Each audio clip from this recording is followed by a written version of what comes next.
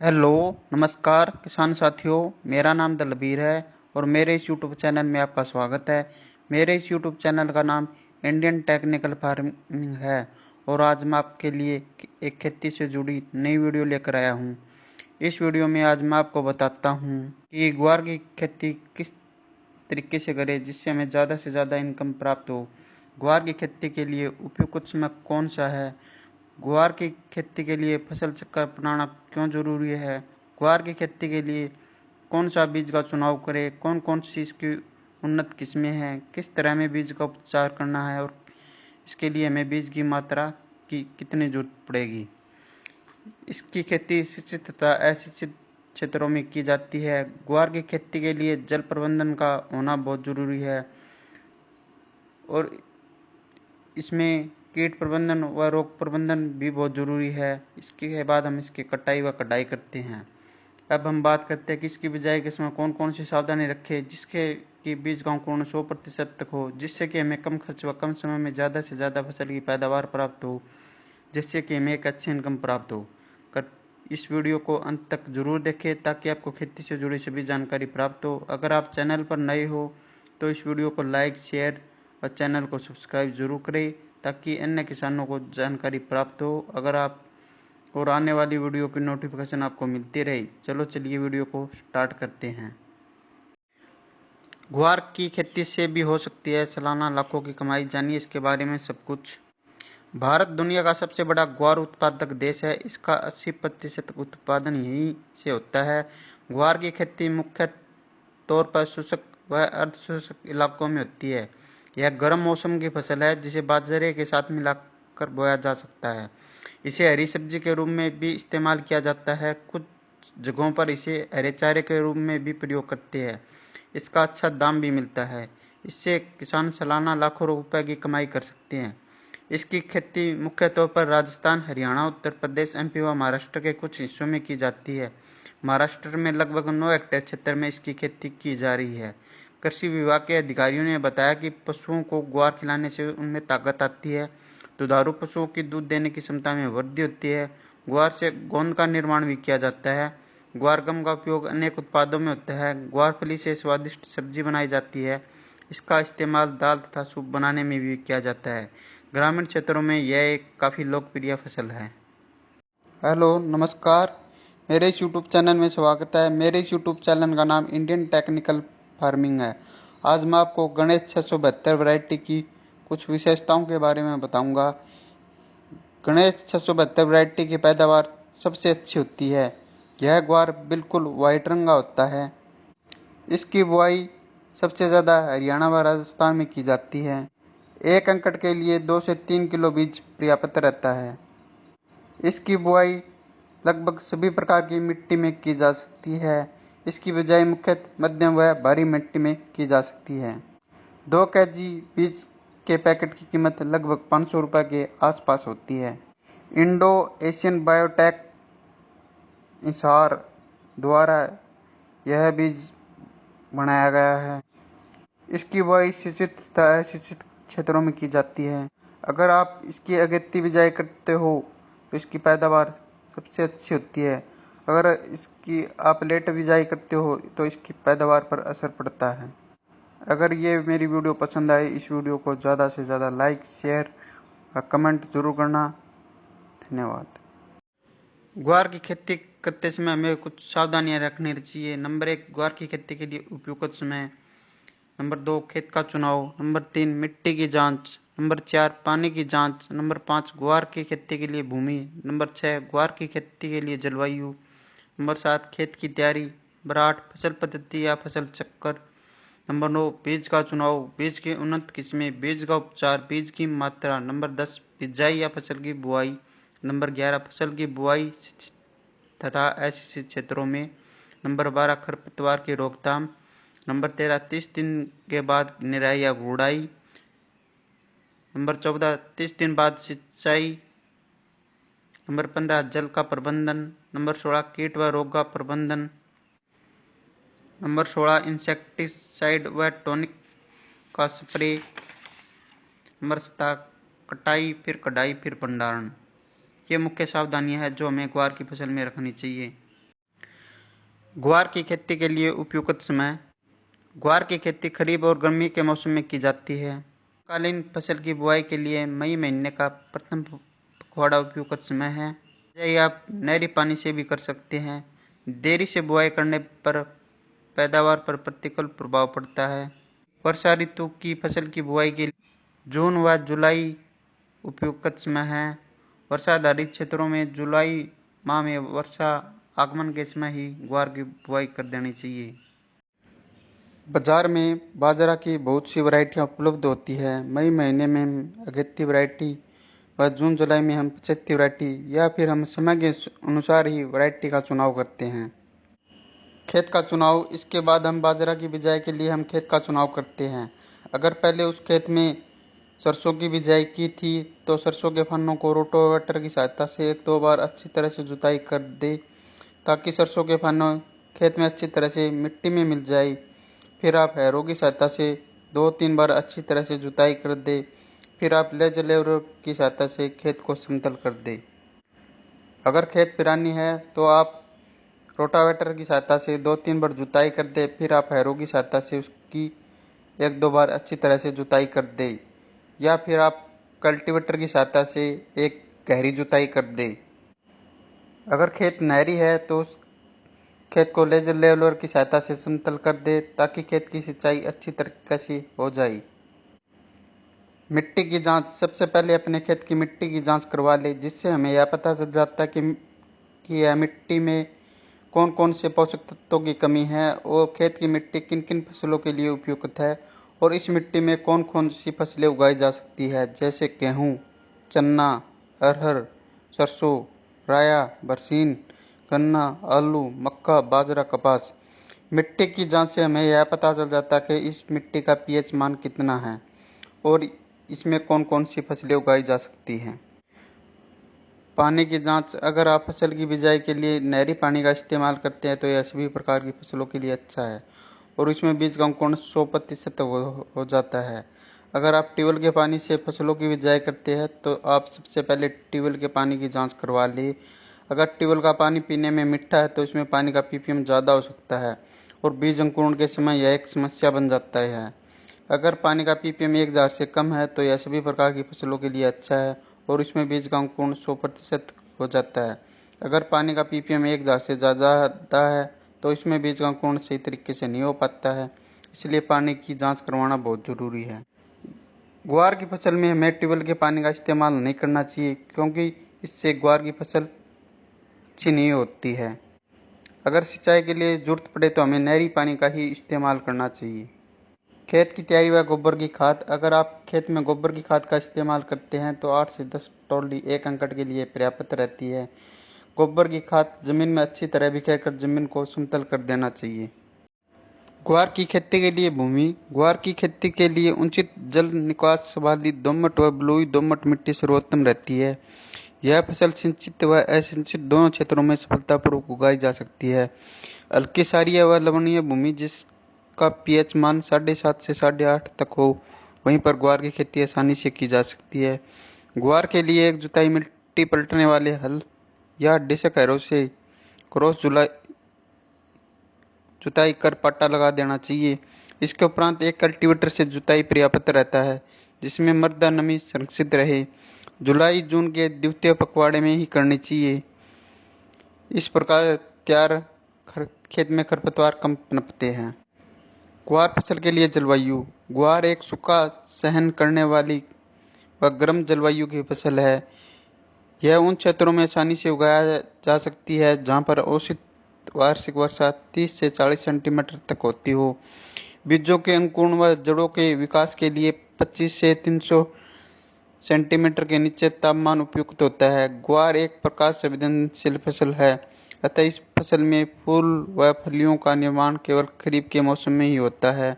अत्यधिक बारिश, बरसात व ठंड को यह सहन नहीं कर पाती है। जिन क्षेत्रों में अत्यधिक गर्मी पड़ती है परंतु सिंचाई की सुविधा उपलब्ध है वहाँ पर ग्वार की खेती से भरपूर पैदावार ली जा सकती है। शुष्क और अशुष्क दोनों दशाओं में इसकी खेती आसानी से की जा सकती है। ग्वार एक उष्ण कटिबंधीय फसल है जो 18 से 30 डिग्री सेल्सियस के औसत तापमान पर पकती है।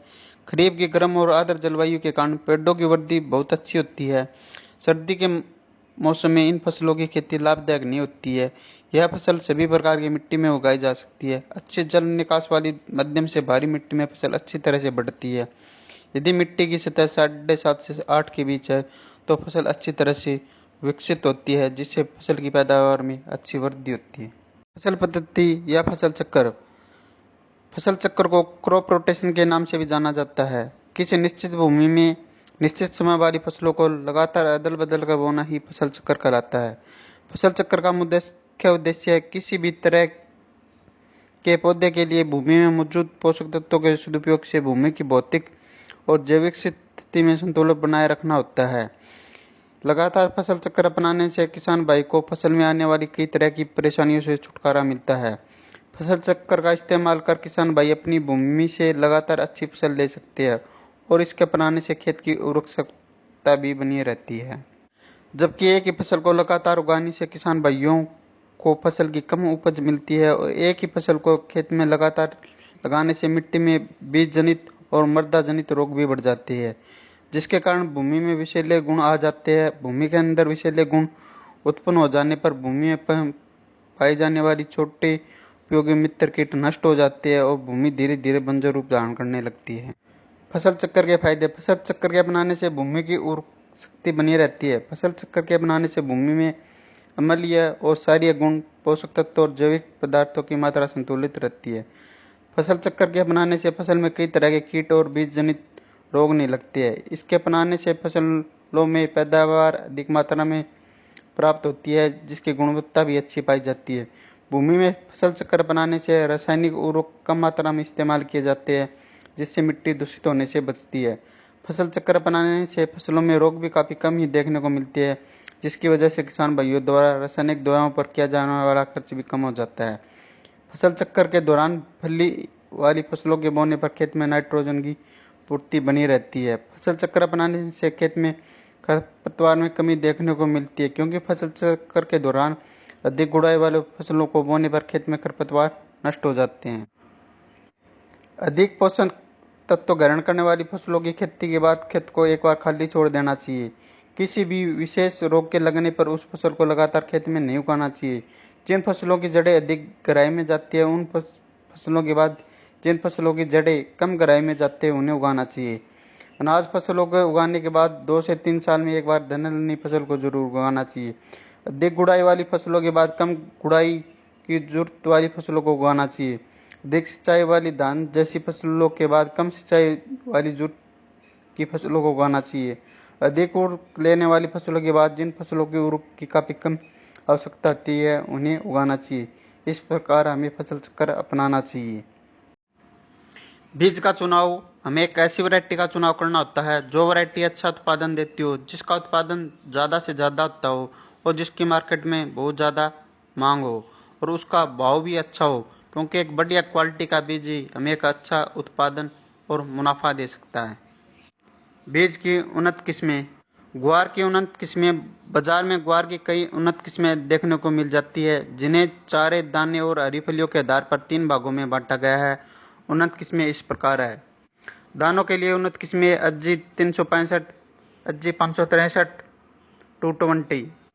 हरी फलियों हेतु उन्नत किस्में IC 1318, M83, पूसा मौसमी। हरे चारे के लिए उन्नत किस्में ये मुख्यतः हरे चारे के लिए उपयोग की जाती है। बुंदेल ग्वार 3, ग्वार क्रांति, बुंदेल ग्वार 2, गोरा 80, बुंदेल ग्वार 1। अगर आप पैदावार के लिए उपयोग करते हो तो दाने वाली उन्नत किस्मों का ही चुनाव करना चाहिए। अगर आप हरे चारे के लिए उपयोग करते हो तो हरे चारे वाली उन्नत किस्मों का उपयोग करना चाहिए। अगर आप फलियों के लिए उपयोग करते हो तो हरी फलियों वाली उन्नत किस्मों का चुनाव करना चाहिए।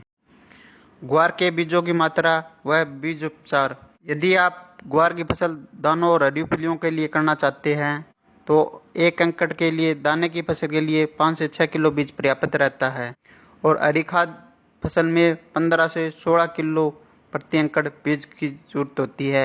इसके अलावा आप हरे चारे के लिए फसल का उपयोग करना चाहते हैं तो 16 से 17 किलो बीज प्रति एकड़ की जरूरत होती है। इन बीजों को खेत में लगाने से पहले उन्हें कैप्टन या बायोस्टिन की उचित मात्रा में उपचारित कर लिए ताकि बीजों को आरंभ में फफूंद या फंगस जैसे रोग न लगे। पौधे में जड़ों की अधिक मात्रा में गांठ पैदा करने के लिए जीवाणु रोधक राइजोबियम उर्वरक से उपचारित कर लेना चाहिए। 1 हेक्टेयर के खेत में 200 ग्राम की मात्रा वाली 2 पैकेट वार जीवाणु रोधक की जरूरत होती है। सबसे पहले हम FIR यानी सबसे पहले हम फंगिसाइड से बीज को उपचारित करते हैं, फिर इंसेक्टिसाइड से बीज को उपचारित करते हैं, फिर राइजोबियम कल्चर से हम उपचारित करते हैं।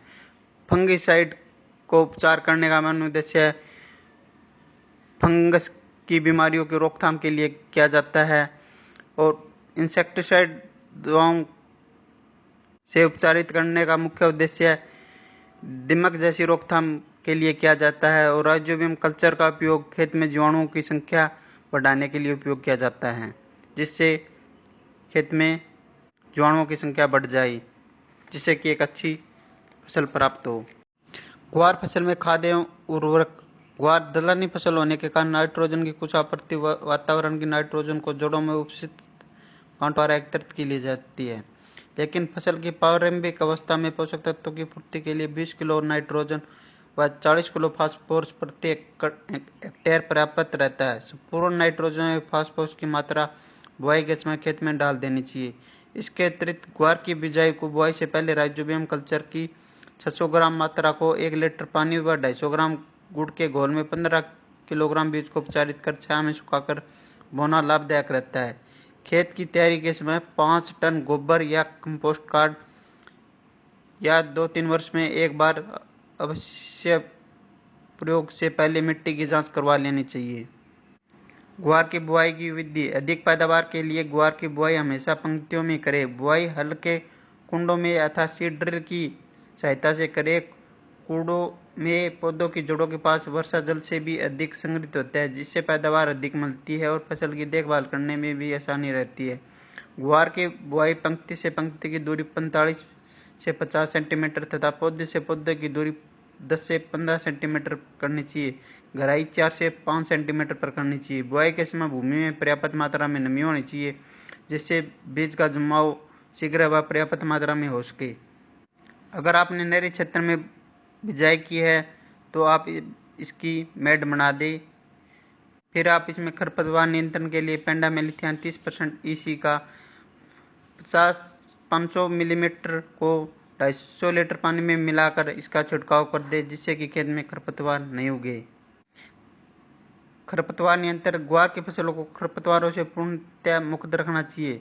सामान्यतः फसल बुआई के 15 से 20 दिन बाद कई तरह के खरपतवार निकल जाते हैं, जिसमें जंगली जूट, जंगली चरी व दूब घास प्रमुख है। ग्वार की फसल में समय समय पर निराई गुड़ाई करके खरपतवारों को निकालता रहना चाहिए। इससे पौधे की जड़ों का विकास भी अच्छा होता है और जड़ों में वायु संचार भी बढ़ता है। दाने वाली फसल में बैसालीन 1 किलो प्रति हेक्टेयर की दर से खेत में बुआई से पूर्व मृदा की ऊपरी 8 से 10 सेंटीमीटर से सतह पर छिड़काव कर खरपतवारों पर नियंत्रण पाया जा सकता है। खरपतवारों के नियंत्रण हेतु फसलों की बुआई के 2 दिन पश्चात पेंडामेलिथियान 30% EC का भी छिड़काव कर सकते हैं। बिजाई के 30 दिन बाद खेत में खरपतवार उग जाते हैं। जिस खरपतवार उगने के बाद हमें उसकी निराई या गुड़ाई हाथ से ही कर देनी चाहिए। निराई या गुड़ाई करने के बाद अगर खेत की सिंचाई करनी है तो 30 दिन बाद हम खेत की सिंचाई कर सकते हैं। जल प्रबंधन। अगर खेत में पानी का भराव ज़्यादा हो सकता है तो हमें उसका जल निकासी का प्रबंध करना चाहिए, क्योंकि ग्वार की फसलों में ज़्यादा पानी की जरूरत नहीं होती है। ग्वार की फसल में कीट व रोग प्रबंधन। दीमक फसल के पौधों की जड़ों को खाकर ये नुकसान पहुंचाती है। बुआई से पहले अंतिम जुताई के समय खेत में क्लोरोफोस 1.5% या क्लोरीफास पाउडर 20 से 25 किलो प्रति हेक्टेयर की दर से भूमि में मिलानी चाहिए। बोने के समय बीज को क्लोरीफायरिस कीटनाशक की 2 मिलीलीटर मात्रा से प्रति किलोग्राम बीज की दर से उपचार कर बोना चाहिए। नंबर 2, कातरा। इस कीट की लट प्रारंभिक अवस्था में फसल के पौधों को खाकर नुकसान पहुंचाती है। इसके नियंत्रण के लिए खेत के आसपास सफाई रहनी चाहिए तथा खेत में प्रकोप होने पर मिथाइल पैराथियोन या क्विनोलोफास 1.5% चूर्ण की 20 से 25 किलोग्राम मात्रा प्रति हेक्टेयर की दर से बुरकनी चाहिए। मोइला यह कीट पौधे के कोमल भागों का रस चूसकर फसलों को हानि पहुंचाते हैं। इसके नियंत्रण हेतु मोनोक्रोटोफास आधा लीटर मात्रा को 500 लीटर पानी के घोल में मिलाकर छिड़काव कर देना चाहिए। सफेद मक्खी एवं एरातिल्ला, इन कीटों के नियंत्रण के लिए ट्राइजोफोस या मेलाथियान की 1 लीटर मात्रा को पानी में घोल बनाकर प्रति हेक्टेयर की दर से छिड़काव करना चाहिए। बैक्टीरियल ब्लाइट, यह ग्वार की बहुत हानिकारक बीमारी है। इस बीमारी के ऊपर गोल आकार के धब्बे बनते हैं। इस बीमारी के नियंत्रण हेतु रोगरोधी किस्मों का उगाना चाहिए। बीज को 2 ग्राम स्ट्रेप्टोसाइक्लिन से प्रति किलो बीज की दर से उपचारित कर बोना चाहिए। छाछिया, इस रोग के कारण पौधे के ऊपर सफेद रंग के पाउडर का आवरण बन जाता है। इस रोग के नियंत्रण हेतु 25 किलोग्राम गंधक चूर्ण या 1 लीटर कैराथीन को 500 लीटर पानी में घोल बनाकर प्रति हेक्टेयर की दर से छिड़काव करना चाहिए। जड़ गलन, यह बीमारी भूमि में पैदा हुई फफूंद के कारण फैलती है। इस बीमारी के कारण पौधे अचानक मर जाते हैं। इस बीमारी की रोकथाम के लिए बीज को 3 ग्राम थायरियम या मैनकोजोब की 2.5 ग्राम प्रति किलो बीज की दर से उपचारित कर बोना चाहिए। बुआई के 30 से 40 दिनों बाद खेत में फुटाव, बढ़वार और फूलों की संख्या में जबरदस्त वृद्धि करने के लिए हमें प्लानोफिक्स व कल्टार जैसे टॉनिक का इस्तेमाल करना चाहिए। इसका उपयोग करने से फूलों की संख्या में जबरदस्त वृद्धि होती है, फलियों की संख्या ज़्यादा से ज़्यादा बनती है, फूल झड़ते नहीं है। 15 से 20 दिनों के अंतराल में हमें 2 से 3 स्प्रे करने चाहिए। चिप्पा व एरातिल्ला की रोकथाम के लिए हम मोनोक्रोटोफास या इमिडाक्लोप्रिड या टाटा का आसाटाप जैसी दवाइयों का छिड़काव करना चाहिए। अन्य कीट व रोग की रोकथाम के लिए आप अपने नज़दीकी डॉक्टर से भी संपर्क कर सकते हैं। इसके बाद जैसे ही पैदावार या फसल की कटाई शुरू हो, इसके बाद हमें इस फसल की कटाई कर लेनी चाहिए। इसके बाद हम इसकी धूप में सुखा लेना चाहिए। इसके बाद हमें इसकी कढ़ाई कर लेनी चाहिए। कढ़ाई करने के बाद हमें इस फसल का भंडारण कर देना चाहिए। अगर आपको ये मेरी वीडियो पसंद आए तो इस वीडियो को ज़्यादा से ज़्यादा लाइक, शेयर व इंडियन टेक्निकल फार्मिंग को सब्सक्राइब करें। धन्यवाद।